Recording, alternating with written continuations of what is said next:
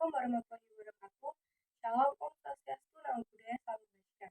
Perkenalkan, nama saya Vivian Faribulu Tambunan. Saya berasal dari SMA Negeri 1 Ungaran, Kabupaten Ungaran, Jawa Tengah. Tujuan saya membuat video ini adalah untuk melaksanakan tugas saya dan mengikuti seleksi menjadi duta maritim. Di video ini saya akan menjelaskan 5 hal. Yang pertama adalah pelelangan ikan di daerah saya. Yang kedua adalah keunikan kemaritiman. Yang ketiga adalah hasil tangkap ikan dan juga rumput laut. Yang keempat adalah teknik unik dalam pengembangan tuna besar. Yang kelima adalah potensi bahari. Saya akan menjelaskan daerah saya pertama kali. Saya tinggal di daerah Ungaran, di mana daerah Ungaran ini merupakan satu daerah yang masuk dalam Kabupaten Semarang. Ungaran merupakan daerah kecil yang dimana sangat-sangat jauh dari yang namanya pantai ataupun laut. Sedangkan kota Semarang merupakan daerah yang besar dan juga daerah ini sangat bisa dibilang memiliki banyak pantai dan juga laut. Di daerah saya bisa mengatakan bahwa daerah saya memiliki sedikit keunikan dalam pelelangan ikannya. Kenapa bisa demikian? Yang pertama, di daerah saya hanya menjual ikan-ikan kecil saja. Mereka sama sekali tidak menjual yang namanya ikan-ikan besar. Di daerah saya, mereka hanya menjual seperti ikan teri, kemudian lele, dan juga ikan-ikan yang berasal dari air tawar lainnya. Sedangkan seperti tuna dan juga udang, serta rumput laut, itu hanya dijual di kota besar. Dikarenakan daerah saya sangat jauh dari yang namanya laut dan juga pantai. Menurut hasil survei yang saya lakukan, saya melakukan survei kepada para pembeli. Para pembeli mengatakan bahwa mereka lebih minat untuk membeli daging sapi dan juga daging ayam.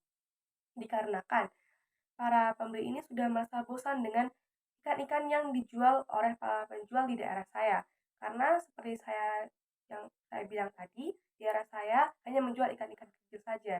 Itu merupakan salah satu faktor yang membuat kenapa para pembeli itu sangat bosan. Karena mereka hanya bisa membeli ikan-ikan itu saja. Dan untuk mereka yang sangat minat dalam ikan-ikan gede, mereka harus pergi ke daerah Semarang, yang bisa dibilang daerah Ungaran dan juga daerah kota Semarang ini merupakan daerah yang cukup jauh. Jadi para pembeli akhirnya lebih memilih untuk membeli daging sapi dan juga daging ayam. Daerah saya sendiri juga bisa dibilang daerah yang cukup sempit karena terletak di daerah kabupaten, dan juga faktor kenapa para pembeli hanya meminati daging sapi serta daging ayam adalah karena faktor pasar yang sempit. Pasar di daerah saya bisa terbilang cukup sempit, dan menurut saya pribadi itu merupakan salah satu faktor penghambat kenapa para penjual tidak bisa leluasa dalam menjajahkan dagangan mereka, dan juga para penjual tidak bisa menjualkan semua dagangan atau berbagai macam ikan-ikan mereka.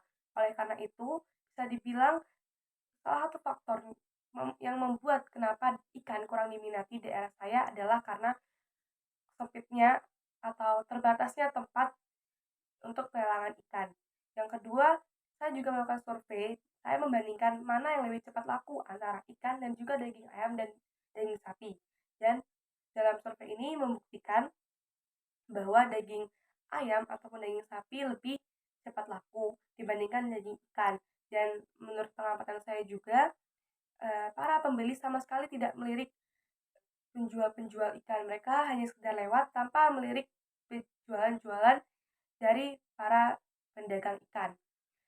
Sebelumnya izin menyampaikan bahwa saya sudah melakukan dokumentasi, cuman saya dilarang untuk menampilkannya di video ini karena dari pihak-pihak tertentu tidak setuju apabila ditampilkan di video ini. Sebelumnya saya meminta maaf karena saya tidak bisa menampilkan dokumentasi tersebut. Kurang antusiasnya dari para pembeli di daerah saya membuat kurang lakunya penjualan ikan di daerah saya. Dan saya juga melakukan survei di pasar besar yang terletak di kota Semarang.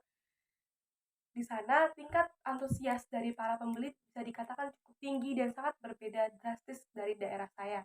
Di sana seperti udang, tuna, seafood itu cukup laku di daerah saya. Bahkan saya sempat mewawancarai salah satu penjual, mereka mengatakan bahwa dagangan mereka selalu habis setiap harinya. Selain dalam sehari mereka bisa menjual habis dagangannya, menurut hasil wawancara yang saya lakukan di pasar yang lebih besar mengatakan bahwa mereka bisa mendapatkan 500.000 sampai 1 juta dalam sehari hanya dari menjual seafood atau ikan saja. Ini berbeda dengan daerah saya. Menurut survei yang saya lakukan di daerah saya, mereka bisa mendapatkan 200.000 sampai 300.000 rupiah dalam sehari. Ini merupakan salah satu keunikan pelelangan di daerah saya, karena di daerah kecil yaitu Kabupaten Semarang mereka hanya menjual ikan-ikan kecil, sedangkan di Kota Semarang mereka menjual segala jenis ikan. Yang kedua, saya akan menjelaskan keunikan kemaritiman. Perlu kita ketahui bahwa luas laut Indonesia adalah 2/3 atau 5,8 juta kilometer. Ini bisa dibilang unik karena Indonesia lebih luas di bagian laut dibandingkan bagian daratnya. Potensi kemaritiman Indonesia ada ikan, hutan mangrove, terumbu karang, dan juga tambang laut. Indonesia memiliki angka potensi lestari yang cukup besar, yaitu 6,4 juta ton per tahunnya. Potensi ikan di Indonesia yang baik ditemukan adalah potensi ikan pelagis. Ikan pelagis merupakan ikan yang hidup di permukaan air dan hidupnya secara bergelombol. Ikan pelagis yang terdapat di bagian barat adalah ikan pelagis kecil seperti teri dan juga lele. Sedangkan bagian Indonesia Timur dengan rata-rata kedalaman 4.000 meter banyak sekali ditemukan ikan pelagis besar seperti tuna dan juga sakalang. Ini merupakan salah satu keunikan kemaritiman yang kita punya karena di bagian barat mereka pelagis kecil, sedangkan di bagian timur ada pelagis yang besar. Tidak itu saja, salah satu keunikan kemaritiman Indonesia yaitu terdapat di terumbu karang. Terumbu karang adalah batuan sedimen di laut yang terbentuk dari kapur yang sebagian besar dihasilkan oleh koral. Nah, keunikan Indonesia adalah Indonesia merupakan negara yang memiliki terumbu karang terluas di dunia. Luas terumbu karang Indonesia mencapai 284,3 km atau setara dengan 18% terumbu karang yang ada di dunia. Hal ini menjadikan Indonesia merupakan salah satu negara terbesar yang memiliki terumbu karang. Alasan kenapa banyak sekali terumbu karang yang hidup di Indonesia adalah karena suhu perairan di Indonesia. Suhu yang ideal dalam perairan adalah 21 sampai 29 derajat Celcius. Suhu ini cukup bagus untuk terumbu karang bertumbuh, dan ini merupakan salah satu keunikan yang dimiliki oleh maritim Indonesia. Aspek ketiga yang saya jelaskan adalah hasil tangkap ikan dan rumput laut di daerah saya. Bisa dikatakan hasil tangkap ikan dan rumput laut di daerah saya tidak maksimal, dikarenakan daerah saya bukan daerah yang dekat dengan pantai, dan juga daerah saya adalah daerah yang minim penjualan ikan dan juga rumput laut. Akan tetapi di Kota Semarang, hasil tangkap ikan dan rumput lautnya cukup tinggi dikarenakan dekat dengan pantai. Potensi perikanan di Kota Semarang sangat melimpah, diantaranya potensi perikanan air tawar, potensi perikanan air laut, dan juga perikanan budidaya. Hasil tangkap ikan yang paling tinggi di Kota Semarang adalah ikan teri, yaitu 36.989 kilo, dan juga ikan kembung 10.621 kilo, dan ikan petek 29.905 kilo menurut data pada tahun 2019. Sedangkan dengan rumput laut untuk daerah saya sangat minim produksi dan juga penjualan dikarenakan daerah saya sangat jauh dari pantai dan juga masyarakat sekitar lebih memilih untuk membeli rumput laut yang sudah melewati hasil pengolahan, dan rumput laut tersebut biasanya dijual di toko-toko terdekat atau di supermarket. Yang keempat, saya akan menjelaskan teknik pemotongan tuna besar. Yang pertama, buka bagian insang tuna. Yang kedua, tarik semua insang keluar, lalu tusuk dan potong bagian insang. Selanjutnya, iris dengan memutar.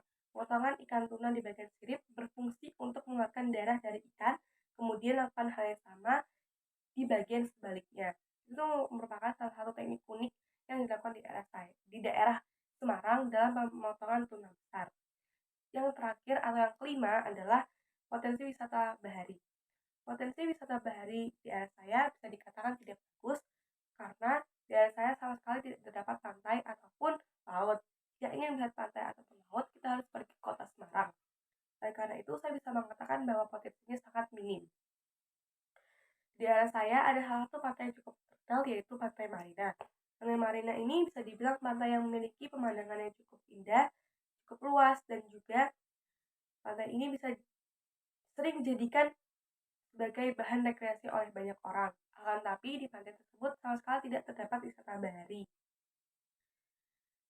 Menurut saya pribadi, potensi wisata bahari di daerah saya atau di daerah kota Semarang bisa dibilang cukup tinggi dikarenakan terdapatnya banyak pantai di daerah sana, dan juga menurut hasil wawancara yang saya lakukan, banyak orang yang menunggu-nunggu agar di pantai tersebut diadakan atau terdapat wisata bahari. Saya pribadi juga berharap agar semakin banyaknya wisata bahari yang terdapat atau muncul di daerah saya ataupun di daerah kota Semarang. Sekian penjelasan dari saya. Terima kasih.